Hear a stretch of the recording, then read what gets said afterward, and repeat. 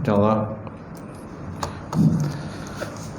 kita ke pengajian kita pada ini dengan sama-sama membaca kitab ila hadratin Nabi Muhammadin Mustafa Rasulullah sallallahu alaihi wasallam wa ala al-kiram ashabil ridwan masyaallah. Al-Fatihah. A'udzubillahi minasyaitonir rajim. Bismillahirrahmanirrahim. Alhamdulillahi rabbil alamin arrahmanir rahim maliki yaumiddin. Iyyaka na'budu wa iyyaka nasta'in ihdinas siratal mustaqim siratal ladzina an'amta 'alaihim ghairil maghdubi 'alaihim waladdallin. Amin. Assalamualaikum warahmatullahi taala wabarakatuh. Alhamdulillahillazi nahmaduhu wa nasta'in wa nastahdi wa na'udzubillahi min syururi anfusina wa min sayyiati a'malina may yahdihillahu fala mudhillalah wa may yudlil fala hadiyalah. Asyhadu an la ilaha illallah wahdahu la syarikalah wa asyhadu anna Muhammadan abduhu wa rasuluh. Allahumma shalli wa sallim ala sayyidina wa nabiyina wa habibina syafiina wa zuhrina wa maulana Muhammad imamil muttaqin wa qadidul jahidin wa ala alihi wa sahbihi ajma'in. Amma ba'd. Qala Allah Subhanahu wa ta'ala fi kitabil azim wa a'udzu billahi minasyaitonir rajim. Bismillahirrahmanirrahim. Yarfa'illahu allazina amanu minkum wallazina utul ilma darajat. Maksudnya Allah Subhanahu wa ta'ala mengangkat orang-orang beriman dan ilmu di kalangan kamu beberapa derajat. Wa qala Nabi sallallahu alaihi wa ala alihi wasallam, kullu ummati yadkhuluna jannah illa man aba. Qalu faman ya'ba ya Rasulullah? Qala man ata'ani dakhala jannah wa man asani faqad aba. Maksudnya Rasulullah SAW telah bersabda, setiap daripada umatku masuk ke dalam syurga kecuali orang-orang yang enggan. Lalu sahabat bertanya kepada Rasulullah, siapakah orang yang enggan? Lalu baginda Rasulullah menjawab, barang siapa taat padaku masuk syurga, dan barang siapa yang ingkar kepada arahanku maka mereka termasuk dalam kumpulan orang-orang yang enggan. Alhamdulillah. Nawaitu ta'alluma wa ta'lim wa tazakkura wa tazkir wa nafa' wa intifa' wa ifadah wa istifadah wal hasa 'ala tamassuki bi kitabillah wa sunnati rasulih wa du'a ila al-huda wa dalalatu ila khairi ibtigha' mardati wa qurbihi wa sawabihi subhanahu wa ta'ala. Insyaallah. Saya muliakan Tuan Imam, Tuan Bilal, Jatuh Kuasa, surau, sidang jemaah muslimin muslimat, mukminin mukminat wa ta'ala. Alhamdulillah, kita panjatkan puji dan syukur kepada Allah Subhanahu wa taala kerana dengan limpah kurnia serta rahmat daripada Allah kita dapat bersama malam ni. Kenapa dia punya dengung-dengung tu malah terlantun suara dia? Memang macam tu ke? Sound dia tu memang macam tu. InsyaAllah malam ni kita sambung kitab kita, kitab Fiqh min Haji, juzuk Fiqh min Haji Masyafi'i, juzuk yang keempat, di muka surat berapa tuan? Tanda tak?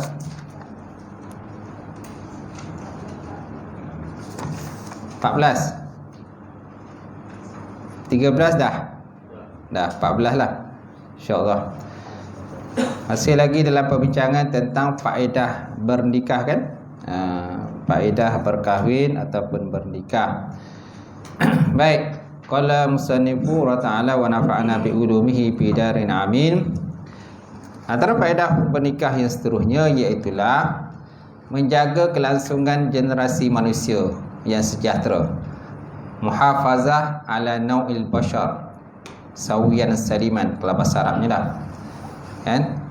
Muhafazah ala nau'il bushra ataupun basyariah sawiyan salima, menjaga kelangsungan generasi manusia yang sejahtera.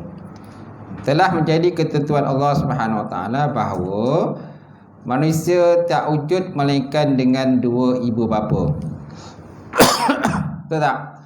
Manusia tak wujud melainkan mesti ada mak ayah. Sama ada perkahwinan itu secara halal ataupun tidak halal lah. hubungan tadi. Cuma ada manusia yang lahir tanpa ibu, tanpa bapa. Kan, itulah Nabi Adam alaihissalam. Kemudian Nabi Isa alaihissalam ada ibu tapi tak ada bapa. Ada ibu tapi tak ada bapa. Sebenarnya Allah Ta'ala boleh buatlah. Allah Ta'ala boleh buat apa yang dia nak. Tetapi kalau ikut pada yang biasa, maknanya mesti ada benih lelaki dan benih perempuan. Tak? Kan ingat ada hadis Nabi tu, sesungguhnya kejadian manusia itu dalam rahim ibu dia selama 40 hari dalam keadaan nutfah. 40 hari dalam keadaan nutfah. Okay, maknanya pencampuran air mani lelaki perempuan 40 hari. Hadis ni terdapat dalam hadis 40 lah. Hadis Arba'in Manawi kan. Kemudian 40 hari dalam keadaan alqah, segumpal darah. Pertama 40 hari dalam keadaan nutfah, pertemuan air mani lelaki perempuan. Lepas tu alqah, segumpal darah.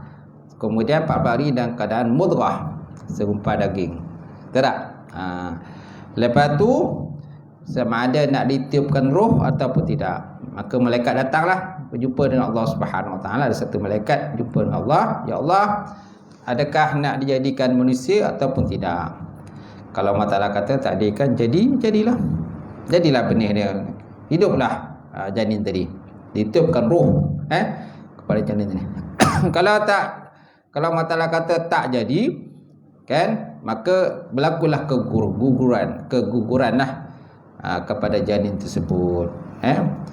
Jadi kalau seandainya dijadikan, maka diteruskanlah tentang ditentukan bagaimana rezeki dia, ajal dia, kan, amalan dia, kan, baik atau buruk dan sebagainya. Jadi semua tu telah pun dituliskan di Lauh Mahfuz yang azali oleh Allah Subhanahu Wa Taala. Lagilah macam tu. Macam tu. Kalau ikut kat situ 40 kali 3 ada bau 120. Ada 120 kan? 120 hari. Jadi tak sampai 9 bulan. Tu maknanya sampai kepada segumpal darah itu, segumpal daging itu, maknanya dalam tempohnya 120 hari. Tapi lepas tu ada lagi tempoh lagi, ada lagi proses lagi. Proses pembentukan tangan dia, jari dia, pembentukan kepala dia, mata dia, otak dia, kaki dia, kan. Itu yang sampai pada 9 bulan.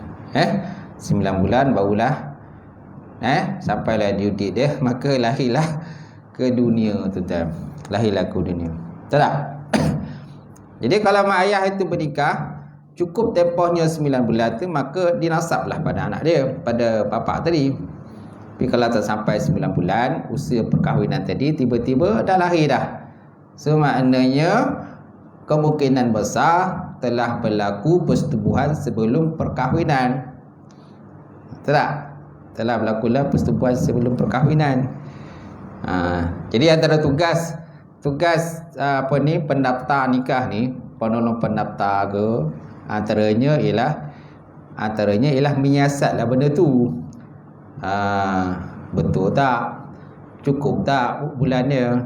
So kalau tak cukup tu, tu yang kena pergi mahkamah tu, penentuan wali mahkamah. Sebab tak cukup 9 bulan. Baik. Besoknya itulah tadi lah proses kejadian manusia yang normal lah, kebiasaannya berlaku begitu. Jadi baik, kemudian juga telah dimaklumi bahawa Islam mengharamkan persetubuhan lelaki perempuan melainkan atas asas perkahwinan yang telah pun disyariatkan oleh Allah Subhanahu Wa Taala. Mesti ada ikatan perkahwinan lelaki dan perempuan. Cuma ikatan tu maknanya ucapan tu mudah je. Kalau nikahkan mudah je. Saya nikahkan kamu sampai pada tunai. Yang lelaki tu kata saya terima nikahnya sampai pada tunai. Kalau ikut ke lafaz tu mudah je. Itu pun kadang-kadang ada yang menggigil lah. Ada yang menggigil lah melafazkan benda tu. Ada yang nervous, ada yang kata macam-macam lah.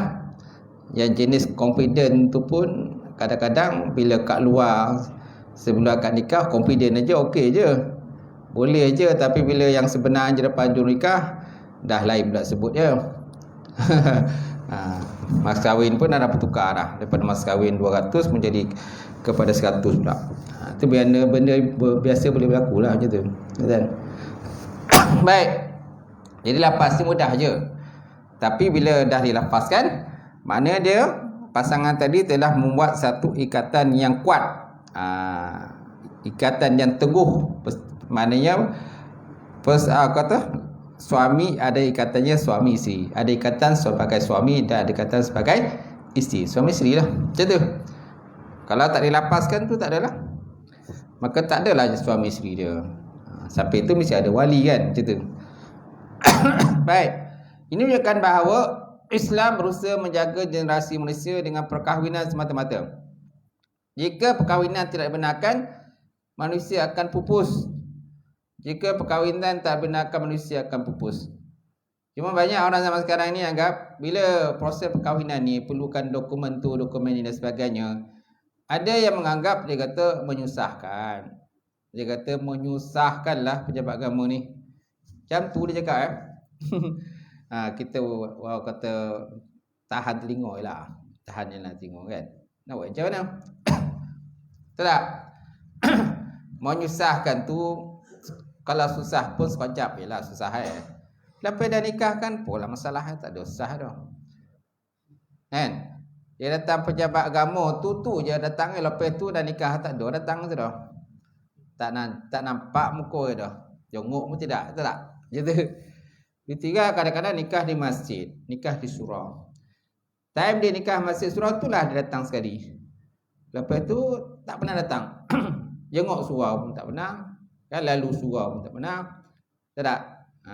Lalu pun lalu ropan je lah kot. Masjid pun tu juga. Tak? Jadi dengan mereka menganggap benda itu susah. Tak adalah susah pun.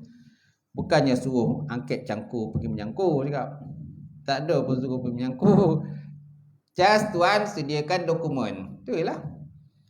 Kalau dah bercerai, sediakan dokumen cerai. Tak. Kalau suami meninggal, sediakan dokumen berkenaan sijil kematian suami. Kemudian sijil nikah mak ayah kena ada. Kan? Tu yang kadang-kadang dianggap benda tu susah. Benda susah. Menyusahkan. Ada yang datang pejabat agama tu kan. Dan time tu juga dia nak nikah. Saya datang ni dia nak nikah ni dia nak buat perempuan nak nikah dah ya. Cakap macam tu ya.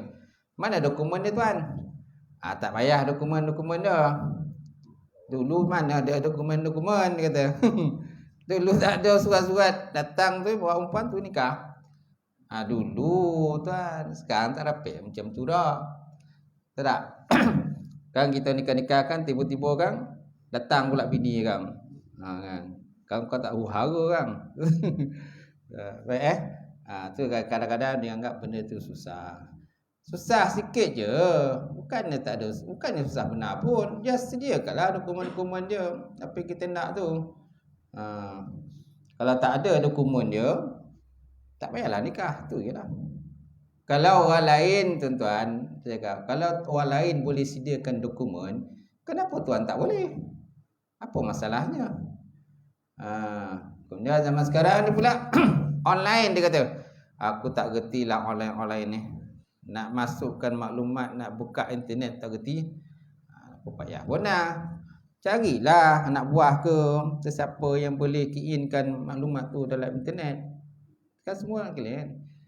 Boleh katakan semua negeri sekarang ni semua pakai online. Online maksudnya maklumat tu masuk secara online lah. Lepas tu print lah out gitu. Bukan susah sangat pun. Ada pula dia kata, kalau macam ni susah-susah saya pergi nikah kat Thailand ni lah. Dia kata. Ada juga macam tu. Susah-susah saya pergilah nikah dekat Songla kan. Itu pergilah nak buat je dah. Dah tuan anggap susah. Tak ada benda susah. Kita buat itu semuanya untuk kemaslahatan. Supaya jangan satu pihak lagi terinaya. Betul tak? Jangan pihak perempuan terinaya. Ataupun jangan pihak lelaki terinaya. Mesti ada win-win situation kan. Mana menang-menang. Jangan seorang menang, seorang kalah. Kan kau huru-hara, kan rumah tangga. Betul tak?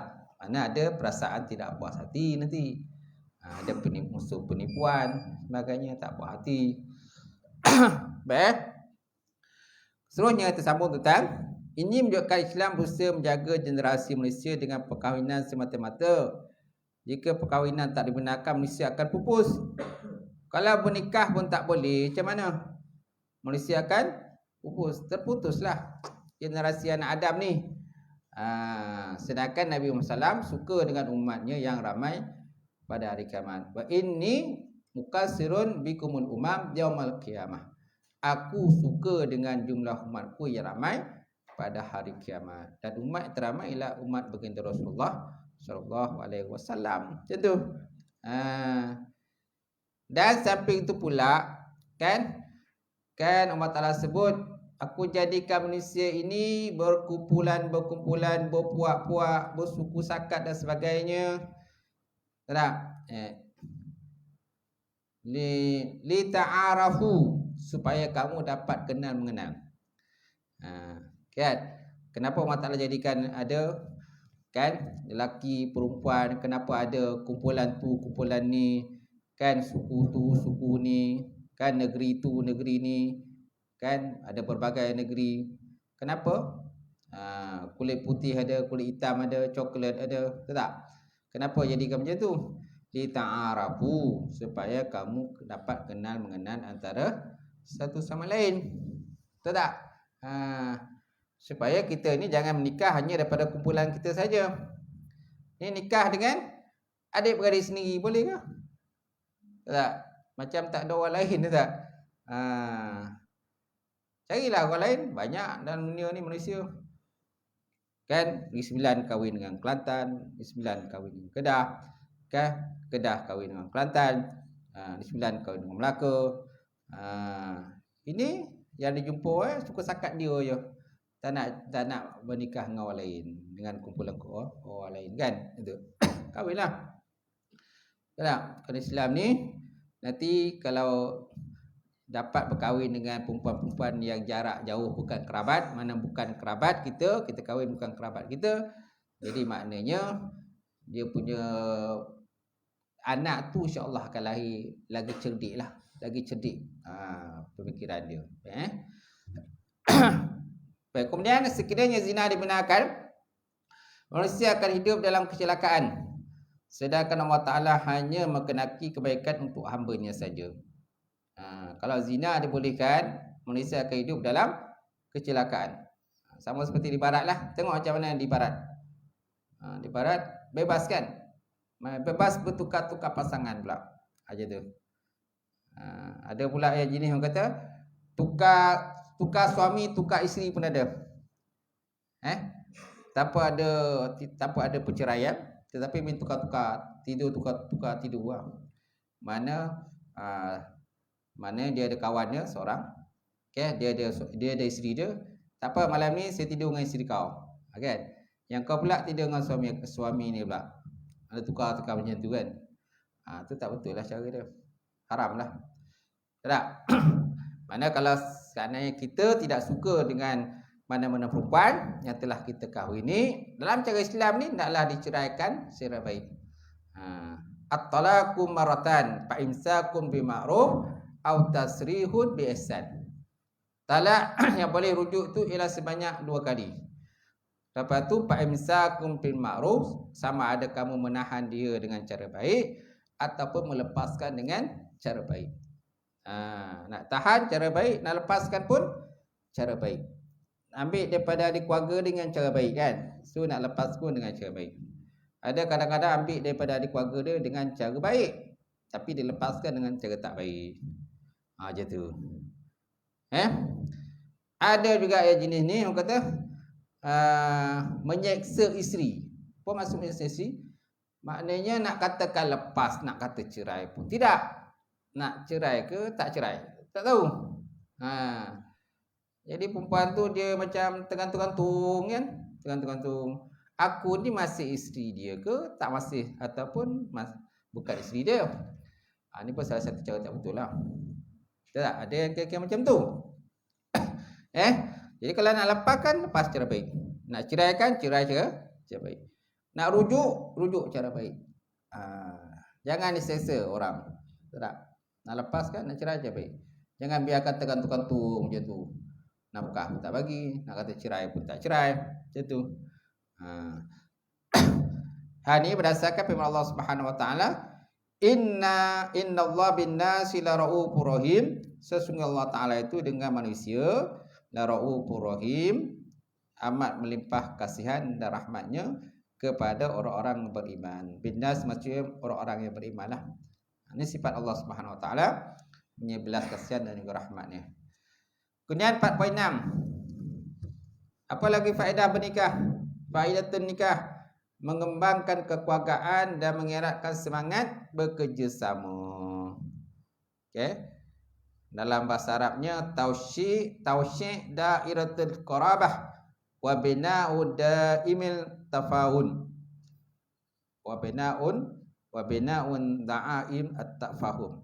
Maknanya mengembangkan kekeluargaan dan mengeratkan saling perkerjasama lah.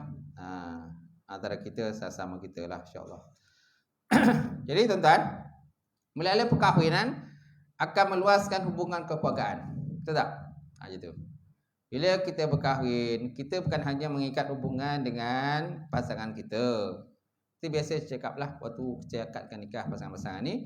Bila kita berkahwin, kita kena ingat, kita bukan hanya mengikat pasangan dengan hubungan dengan pasangan kita, suami isteri. Malah kita juga mengikat hubungan dengan ahli keluarga dia. Kita akan ada ipar duai, kita ada pak mentua, mak mentua dan sebagainya. So hormatilah mereka sebagaimana kita menghormati ahli keluarga kita sendiri. Macam tu. Jadi pak mentua kita, mak mentua kita tu dah macam mak ayah kita sendiri, betul tak? Macam mak ayah sendiri. Ipar duai tu dah macam adik-beradik kita sendiri. Macam tu. Ada orang berkahwin, tuan-tuan. Dia hanya ambil anak orang saja. Dia hanya ambil anak orang tu sebagai isteri dia. Tapi dia tak bercampur dengan ahli keluarga dia. Mana kalau balik kampung tu, dia duduk terperap dalam bilik, tak bercampur dengan ipar dua. Betul tak? Tak bercampur dengan, tak makan bersama dengan pak mentua, mak mentua dan sebagainya lah. Mana tidak jenis tak bercampur macam tu. Mana habis cuti balik.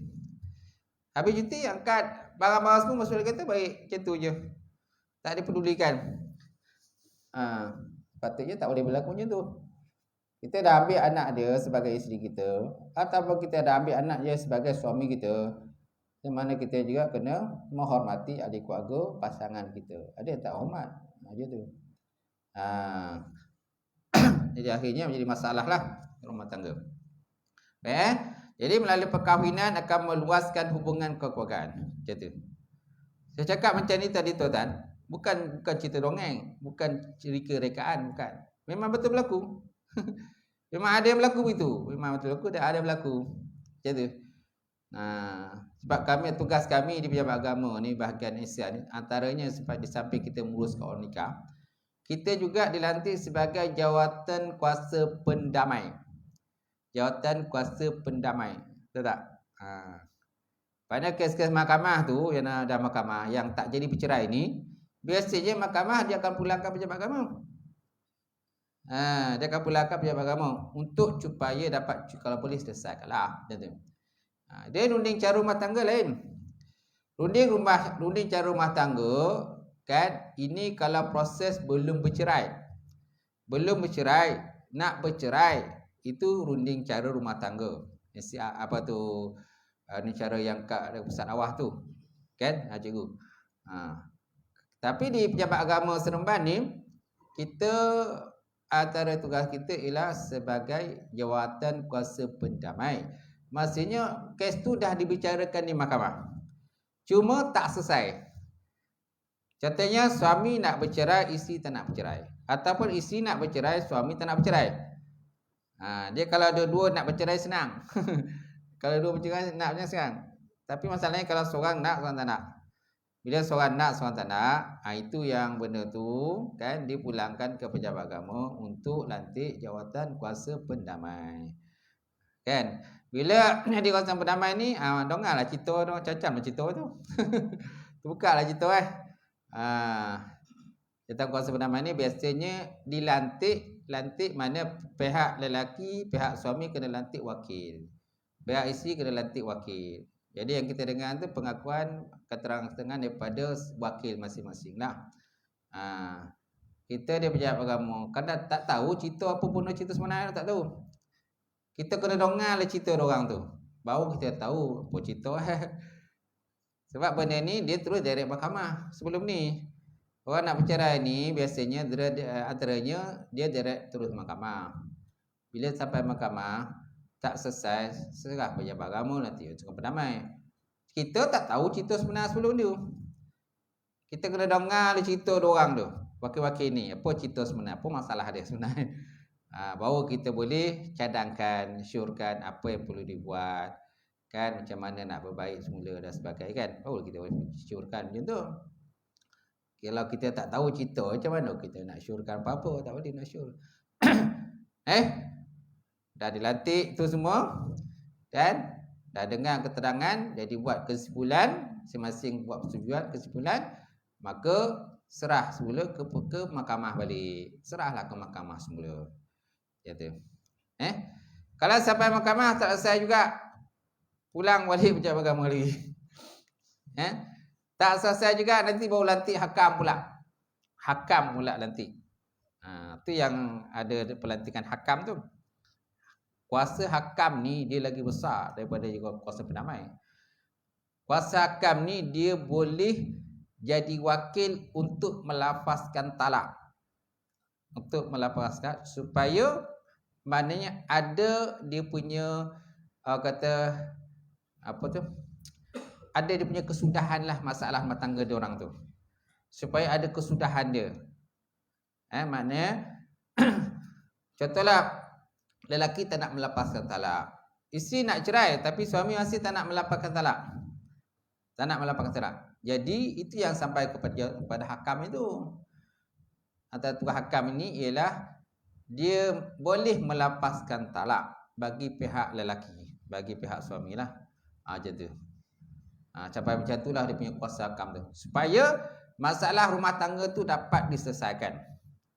Dapat diselesaikan. Kalau tidak kan memang sampai bila pun tak selesai rumah tangga. Jadi masing-masing akan naik turun naik mahkamah, naik turun naik mahkamah. Jadi tak selesai. Itu artinya sampai pada hakam tu. Tapi yang paling baik ialah suami itu sendirilah yang melapaskan cerai itu. Itu yang paling baik. Tapi kalau suami dah tak nak lapaskan cerai, itu ya baru latih hakam. Jawatan kuasa pendamai tak boleh. Jawatan kuasa pendamai tak boleh melapaskan cerai. Untuk pihak suami tak boleh. Hakam yang boleh. Fab'asu hakaman min ahlihi wa hakaman min ahliha. Biasanya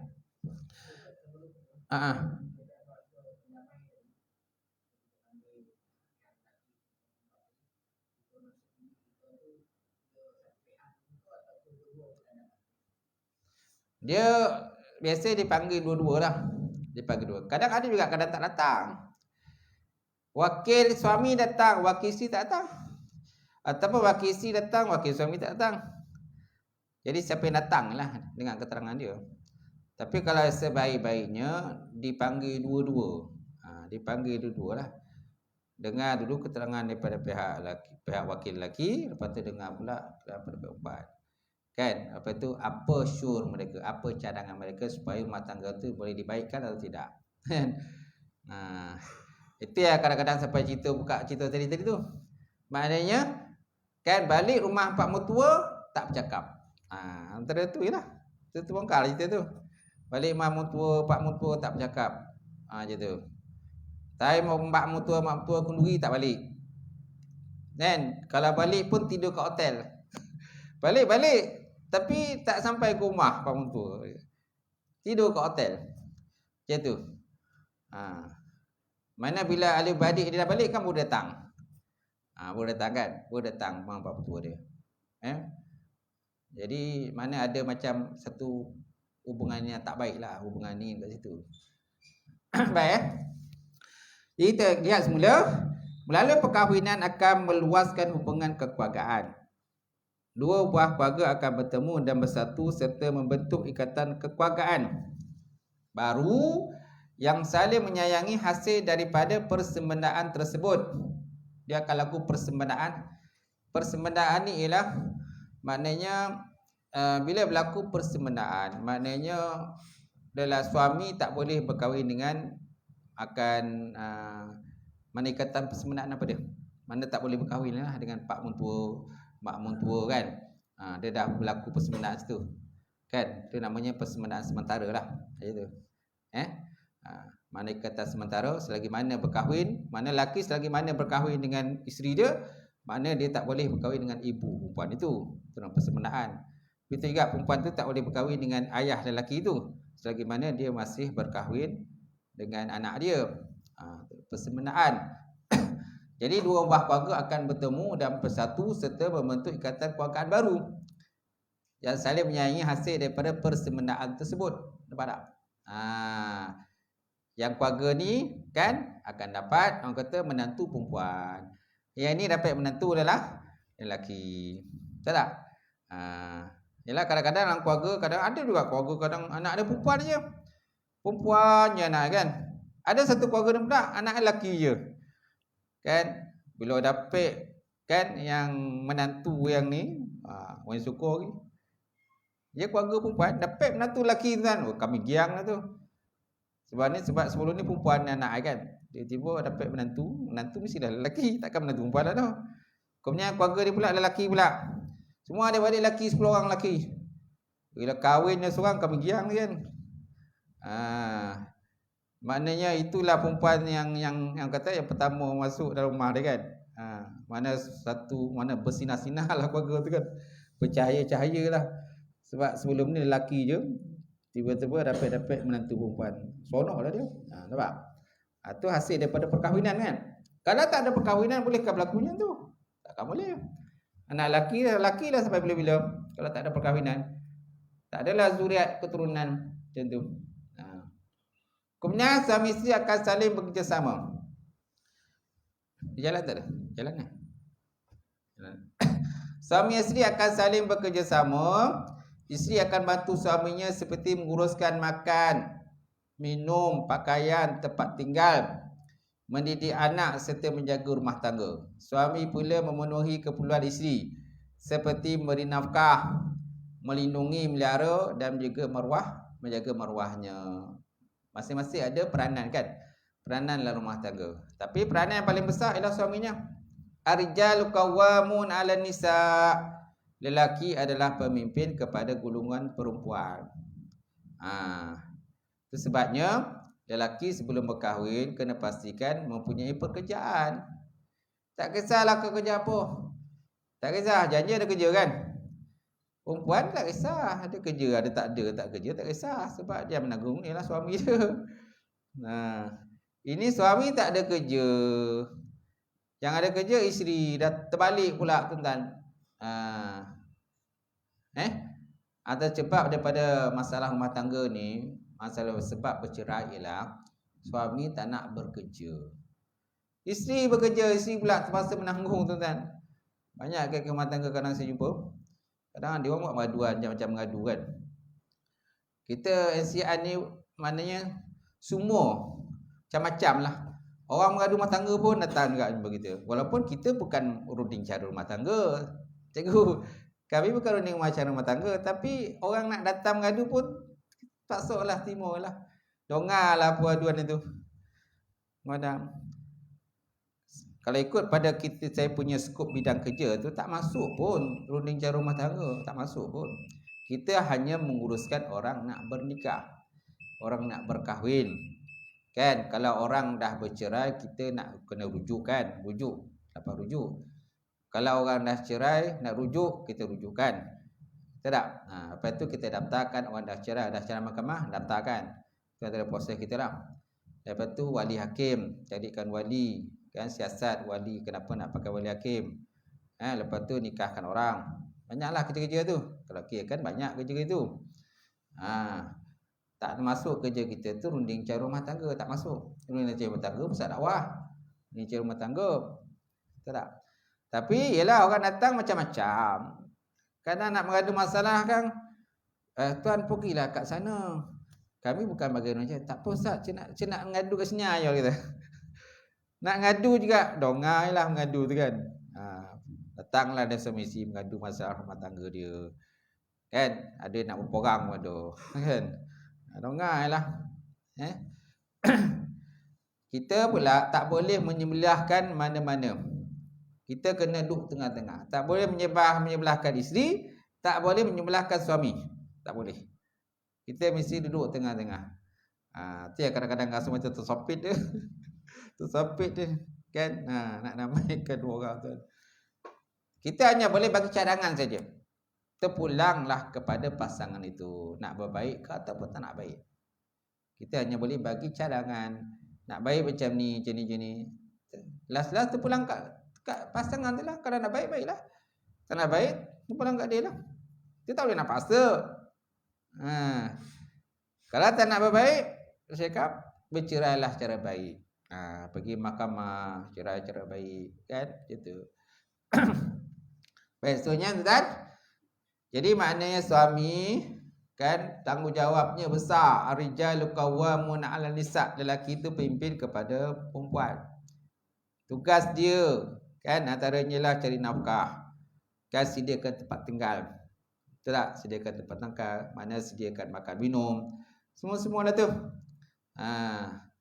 Isteri ni ada yang bekerja, ada tak bekerja. Walau dia bekerja sekalipun, maknanya dia bukan dia punya tanggungjawab dia untuk nak bagi nafkah pada suami dia, bagi duit. Suami yang wajib bagi duit. Betul tak? Tapi kalau isteri itu nak bantu suami dia, terserah apa dia lah, dia nak bantu.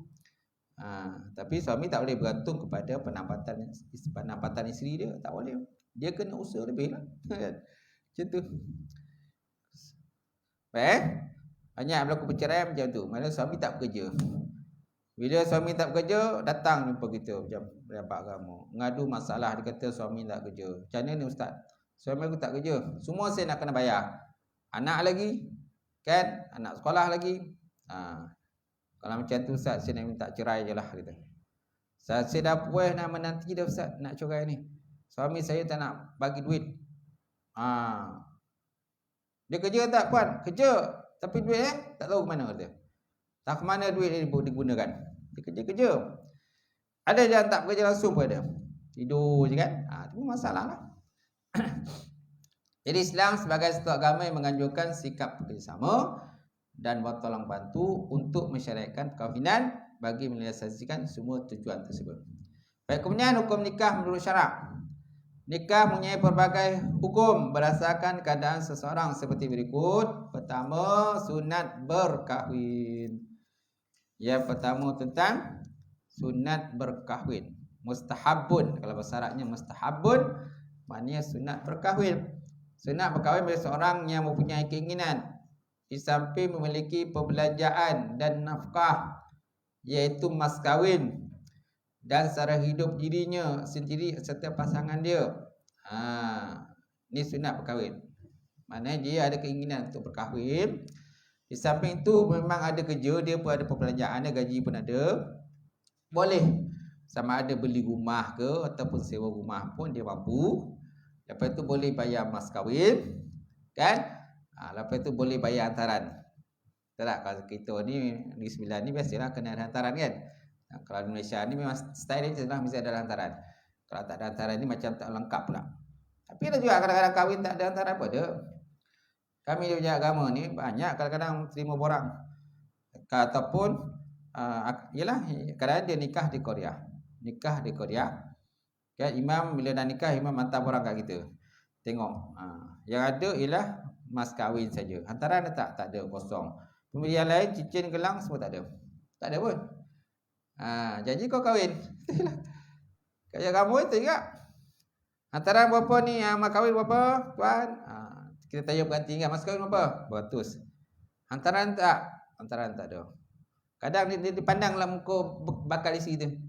Hantaran. Tuan, hantaran ada tak? Dipandang pula muka bakal isteri dia. Tak ada, tak ada. Okey. Cakap tak ada lah. Tak ada je tu. Kemudian lain. Gelang cincin ada tak? Ada cincin, sebetul cincin. Kita tulis lah. Dia borang 7 tu kan. Borang catatan juru nikah. Catatan juru nikah kena tulis tu. Sebab sijil nikah akan dikeluarkan berdasarkan kepada apa yang ditulis oleh juru nikah. Sijil nikah akan dikeluarkan berdasarkan apa yang ditulis oleh juru nikah. Kalau juru nikah kata 10,000 antaran, malah 10,000 lah. Tunai ke tak tunai? Tunai. Sebab ada yang hutang. Ada yang hutang. Cikgu, ada yang hutang. Pernah saya nikahkan satu pasang tu hutang, RM1,000 hutang. Je tu. Saya beritahu lah, dia implikasi hutang ni kan, masalahnya pada sijil nikah itu akan tertulis hutang. Saya cakap. Kamu kena fikir ni. Sebabnya waktu saya ceramah khusus perkahwinan ni, saya beritahu pada pekan-pekan ini, sebaik-baiknya mas kahwin naklah dibayar secara tunai. Jangan bayar hutang. Sebab nanti pada sijil nikah akan tertulis hutang. Walaupun mungkin kamu bayar tunai selepas tu, mungkin lepas tu kamu bayar. Mungkin seminggu selepas tu mungkin kamu bayar. Tapi bila sijil nikah dikeluarkan, kita tak boleh nak potong lagi dah. Mana dia akan tulis hutang kat situ. Dan sijil nikah ini akan digunakan pakai sampailah sebila-bila. Sampailah besok anak kamu nak menikah pula. Anak kamu nak nikah, contohnya anak perempuan besok nak nikah. Bila anak perempuan nak nikah, dia akan tengok sijil nikah mak ayah. Yah, ni dah bayar ke belum ni dengan mak ni? Kan? Dah bayar ke belum ni? Ni tulis hutang ni. Dah bayar dah. Tapi ni, itulah. Kesan itu dia akan tulis macam tu. Dia tak boleh nak tukar. Kan? Sebab kita dah print macam tu, macam itulah. Walaupun kau dah bayar dah. Tapi tetap tulis hutang. Sebab ini jangan hutang. Dia lah baik-baik dengan pak mentua tu. Cakap lah. Dia tak mampu nak bayar 1,000 dah. Saya boleh 200 je. Cakap lah 200 yang penting tunai. Itu kan? Macam tu.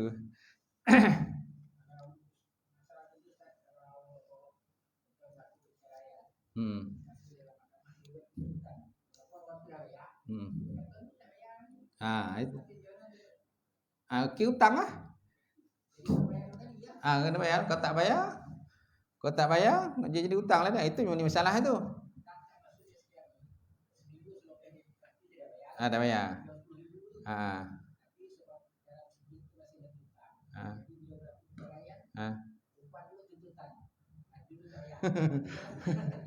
Dia kena buat saksi lah. Benda tu dah bayar.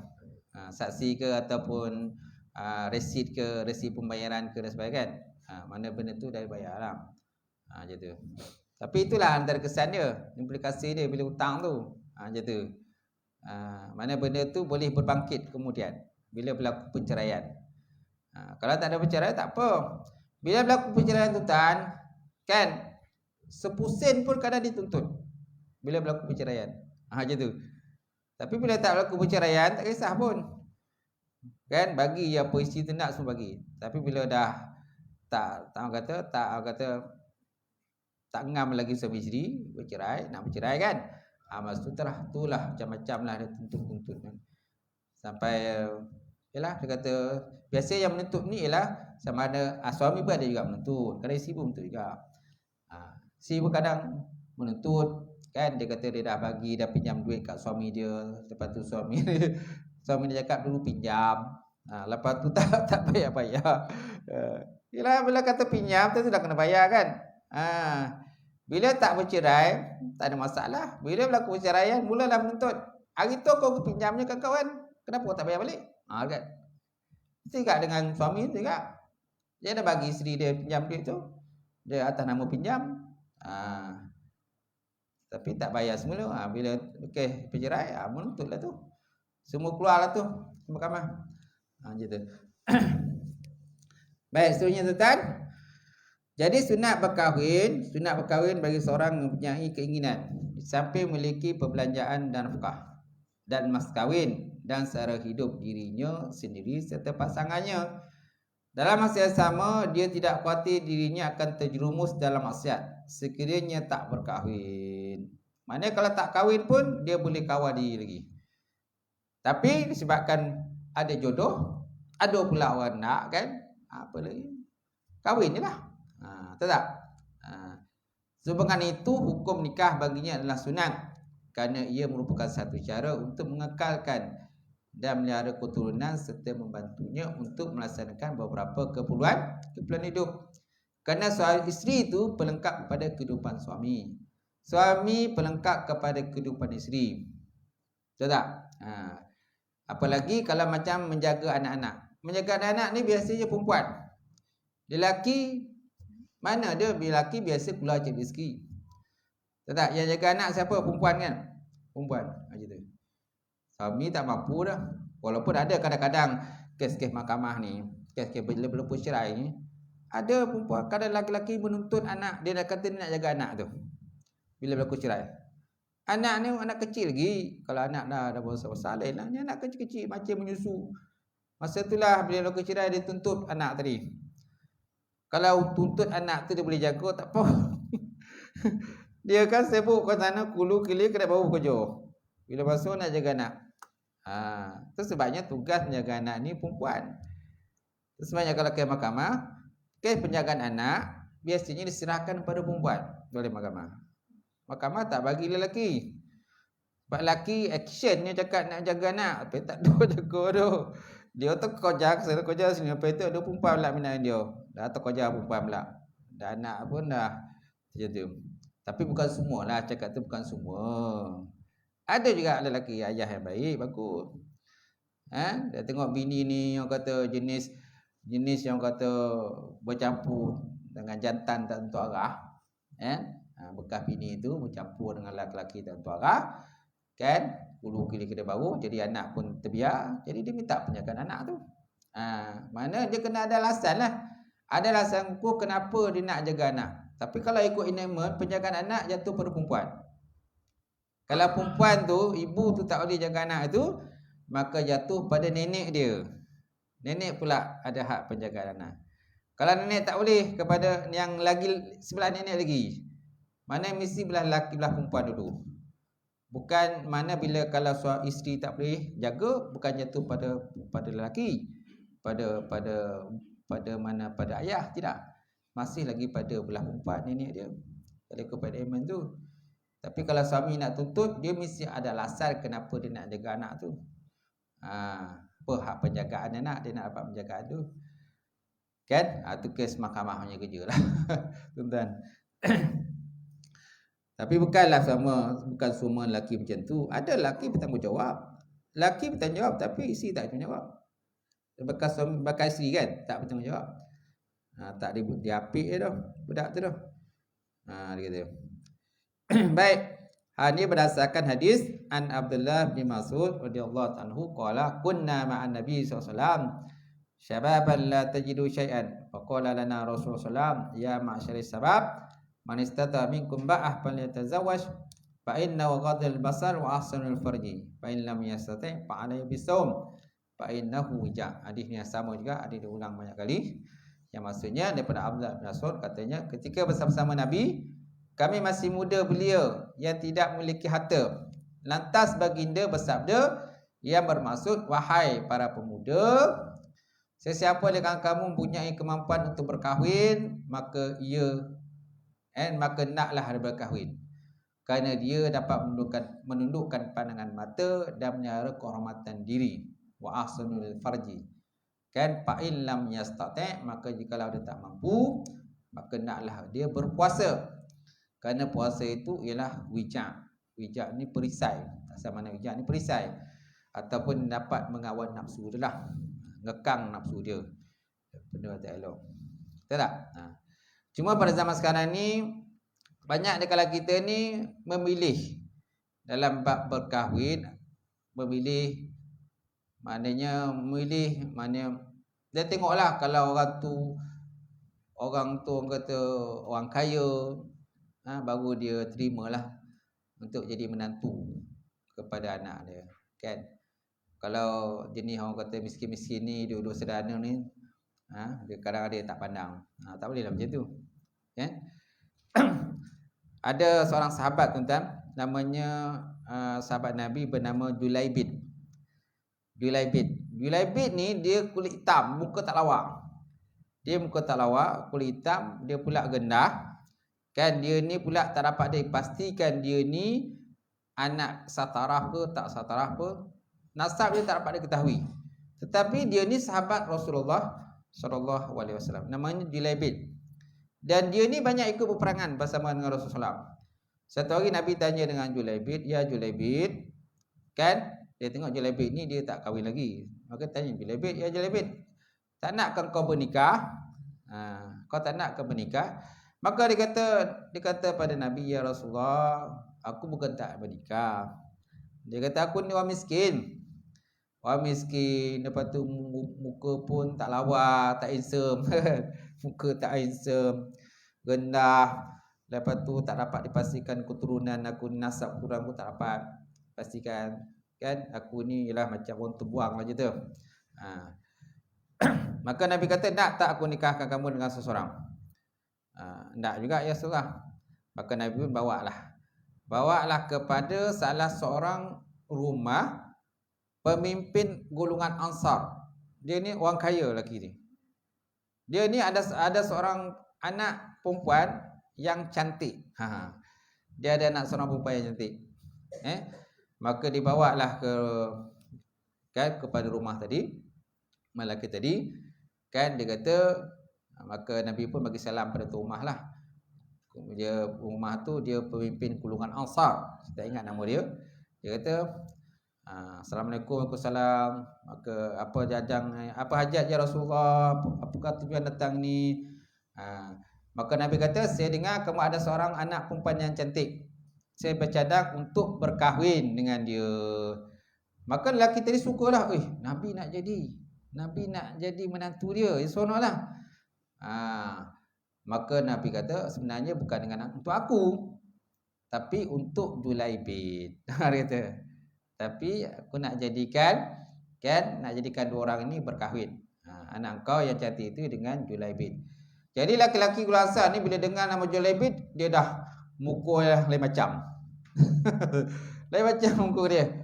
Dia ingat yang nak masuk Minang Nabi. Tapi sebenarnya Nabi nak kahwinkan anak dia dengan Julaibid. Julaibid ni tadilah muka tak lawa, tak handsome. Tak, lepas tu kulit hitam pula.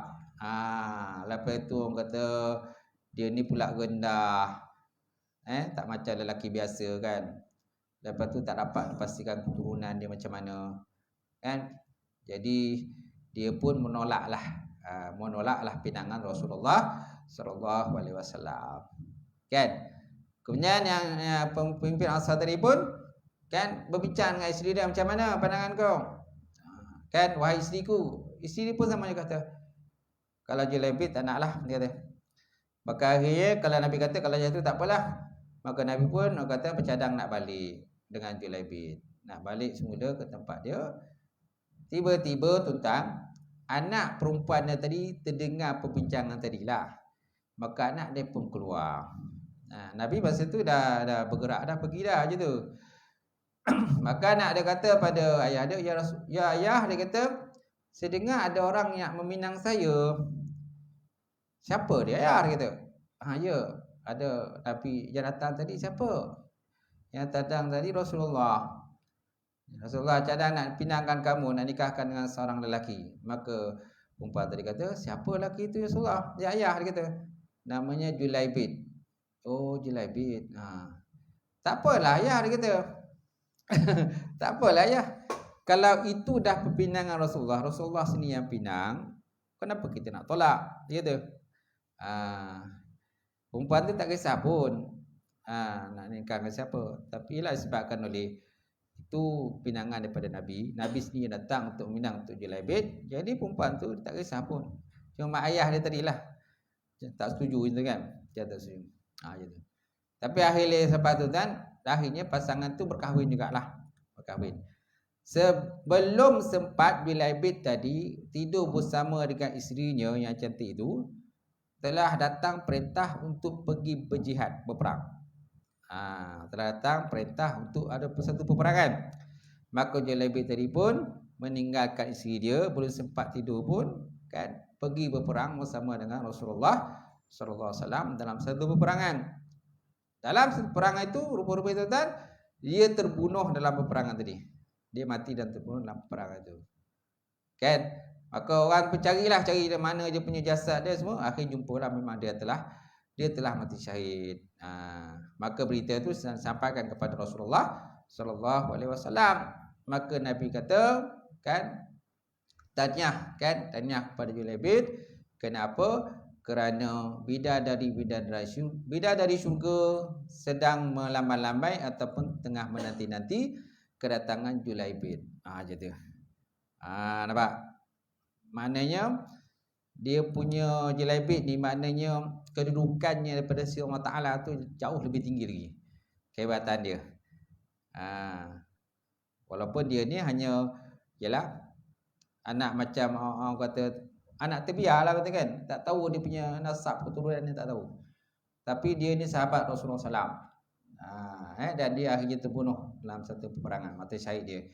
Maka Nabi kata tahniah, alangkah orang kata bahagianya Julaibib kerana bidadari dari syurga telah pun menunggunya di syurga. Masya-Allah. Baik. Jadi kita sampai situlah perbincangan kita pada hari ini. Insya-Allah kita datang ketemu lagi perkahwinan dalam keadaan berkeinginan. Wallahu a'lam bissawab. Ada soalan nak sebelum tutup? Ada.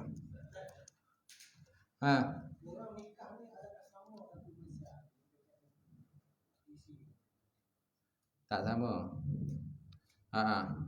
Tapi kalau dia gunakan spim lebih kurang jelah barang dia kalau gunakan spim. Cuma kalau negeri-negeri lain tu kadang ada perbezaan sedikit lah macam tu. Perbezaan pun tak banyak sangat pun macam tu. Biasa maklumat-maklumat yang diperlukan ialah pemohon lelaki, maklumat dia guna pemohon perempuan maklumatnya. Lepas tu kalau perempuan lah maklumat wali, kan, itulah benda yang terlalu penting lah macam tu. Maklumat wali, siapa wali dia macam tu. Kalau negeri-negeri menggunakan SPIM ialah sistem pengurusan perkawinan Islam. SPIM antara gunakan SPIM ialah JAKIM. JAKIM Negeri Sembilan, Melaka, wilayah Pusan, kan, wilayah Pusan, Putrajaya, lepas tu Perak, Kedah dan Perlis menggunakan sistem SPIM. Sedangkan negeri-negeri lain menggunakan sistem markasi. Selangor NCR NCR ada NCR .gov.my dan sebagainya. NCR mana nikah secara rujuk lah. Ada menggunakan imnakahat.gov.my dan sebagainya, kan. Selangor. Jadi masing-masing punya negeri kadang ada perbezaan-perbezaan lah gitu. Tapi maklumat-maklumat tu sebenarnya tak jauh beza pun. Tapi tetap ada perbezaan sikit-sikit lah gitu. Gitu. Kalau Islam menggunakan SPIM. Gitu. Cuma pemohon lelaki biasanya dia kena memohon dahulu. Kalau contoh pemohon lelaki Kelantan, perempuan Negeri Sembilan. Lelaki kena memohon dulu di Kelantan, di Pejabat Agama Kelantan. Tak ada kebenaran berkahwin di Kelantan, serah pada perempuan pula, perempuan akan mohon pula di Negeri Sembilan. Macam tu. Kebiasaan macam itulah. Cuma kalau pejabat agamanya pejabat agama yang sama, hantar aja sekali, senang. Contohnya perempuan ini berada dalam Qaryah Sendayan. Lelaki berada dalam Qaryah Parujaya. Pejabat agama yang sama, pejabat agama Seremban. Hantar sekali je. Hantar orang sekali. Yang penting komplit. Itu. Dan kita akan keluarkan benaran. Cuma kalau negeri lain ataupun daerah lain itu yang kadang-kadang lelaki kena mohon dahulu. Contohnya perempuan daerah Seremban, lelaki daerah Tampin. Mana lelaki kena mohon dulu di Tampin. Dan ada kebenaran pada Tampin, serah perempuan di Seremban, itu mohon di Seremban pula. Sebab berlainan daerah. Macam tu. Tapi kalau daerah yang sama, hantar je borang sekaligus. Yang penting borang komplit, kan, kena ada kursus perkahwinan, lepas tu kena ada sarang HIV. Tapi kalau macam janda, duda, tak perlu kursus perkahwinan. Tak perlu kursus. Janda, duda nak kahwin, tak perlu kursus perkahwinan. Yang penting sarang HIV kena ada. HIV kena ada. Tapi nak pergi kursus boleh, tak ada masalah. Cuma budak-budak kan tengoklah, dia pandang kita. Dia pandang kan. Kita dah berjanggut semua budak-budak lain semua muda-muda pergi kursus. Kan dia kata, "Tok nak nikah ke balik?" kan. Tanya kita tok pula kan. Kau jaga sikit benda kau tu. Kan. Dia kata, "Wan nak nikah ke lagi? Ni Wan datang nak dengar ceramah prakahwin ni." Yolah, Wan nak nikah lah. Jadi malulah Wan tu. Tu sebabnya macam yang dah pernah kursus, dah pernah berkahwin, dah pernah kursus kan, tak perlu ikut lagi lah. Biasanya yang muda-muda lah hanya tu. Biasa memang kita wajibkan kursus perkahwinan tu. Tak pergi pun tak apa, tak ada masalah. Dan nak pergi tu pun boleh tentu budak tu kadang kahwin pun. Just nak dengar kursus je, dapat sikit dah. Lepas tu kahwin tu tahu bila lagi kahwin ni. Kalau datang ni apa ni? Saja rongai ustaz. Tak apalah. Nak kahwin ke? Belum lagi nak kahwin gitu. Okey habis. Lain soalan?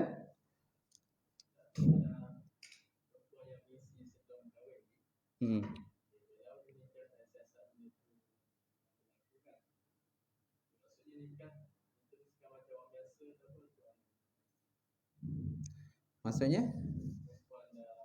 Hamil. Terus nikah macam biasa lah. Dokumentasi macam biasa. Tindakan maksudnya? Dia tengok kalau ada aduan tidak. Ada report polis ke tak. Cuma kalau macam kes bawah umur kan, biasanya dia dah macam kes rogol. Rogol lah. Cuma kalau atas umur, macam bawah umur ni, bawah umur macam mana? 16 tahun ke bawah. Hamil bawah, dia umur dia perempuan tu bawah 16 tahun. Mana dia boleh jadi kes rogol. Macam tu. Itu pun kalau ada aduan report polis dan sebagainya. Jadi polis mungkin pihak keluarga lelaki, pihak keluarga perempuan mungkin dia nak saman lelaki itu dan sebagainya. Ada kes macam tu jugalah.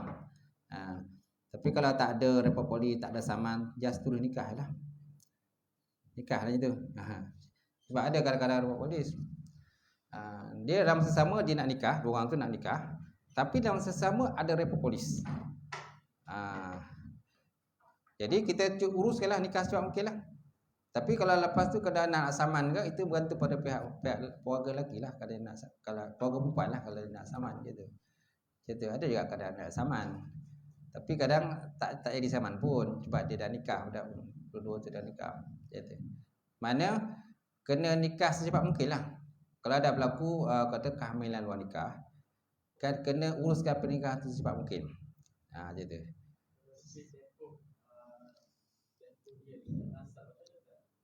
Macam mana?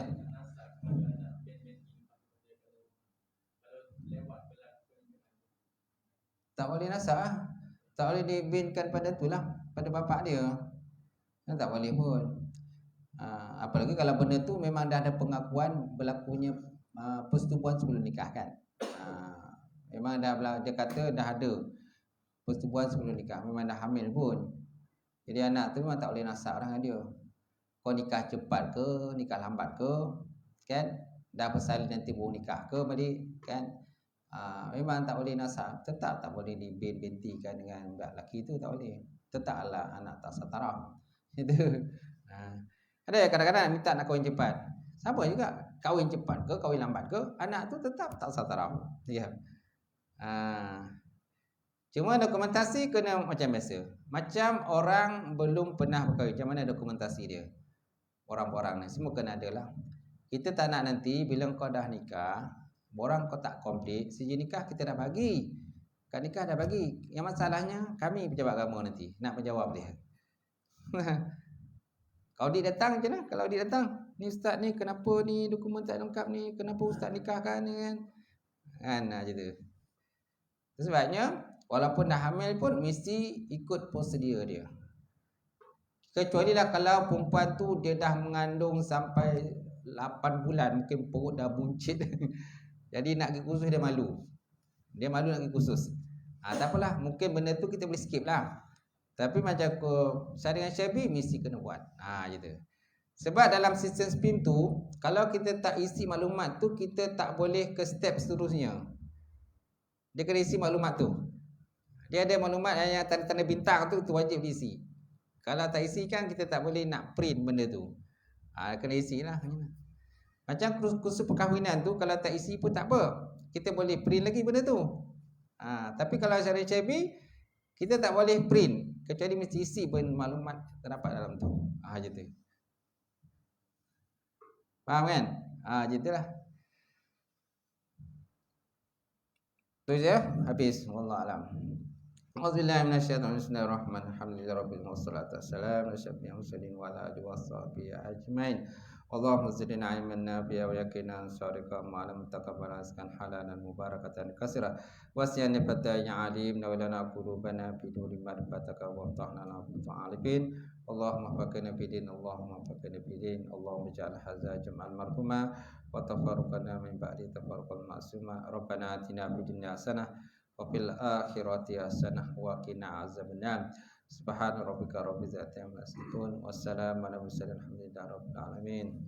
Qabarallahu minkum.